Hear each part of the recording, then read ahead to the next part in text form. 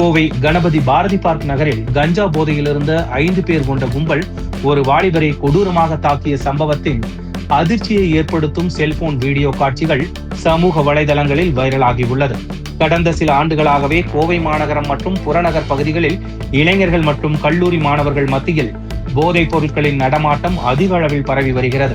இதனை தடுக்க காவல்துறையினர் ஆபரேஷன் கஞ்சா உள்ளிட்ட பல்வேறு வேட்டைகளை நடத்தி வந்தாலும் போதை ஆசாமிகளின் அட்டகாசம் குறைந்தபாடில்லை என்பதற்கு இந்த சம்பவமே சாட்சியாக அமைந்துள்ளது.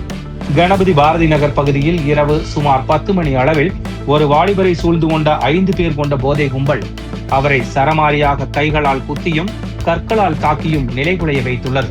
இந்த கொடூர தாக்குதலில் அந்த வாலிபர் நிலைகுலைந்து கீழே விழுந்த போது ஆத்திரம் அடங்காத போதை ஆசாமிகள் பெரிய கல்லை எடுத்து அவரது தலையில் ஓங்கி போட்டனர். இதில் மண்டை உடைந்து இரத்த வெள்ளத்தில் மிதந்த அந்த வாலிபரின் அலறல் சத்தம் கேட்டு ஓடி வந்த பொதுமக்கள் அந்த போதை ஆசாமிகளை விரட்டி அடித்தனர். உடனடியாக சுயநினைவிழந்த வாலிபருக்கு தண்ணீர் கொடுத்து எழுப்ப முயன்றும் பயனில்லாததால் 108 ஆம்புலன்ஸ் மூலம் அவர் கோவை அரசு மருத்துவமனைக்கு தீவிர சிகிச்சைக்காக அனுப்பி வைக்கப்பட்டார். இதனை அங்கு இருந்த ஒருவர் செல்போனில் படம் பிடித்துள்ளார்.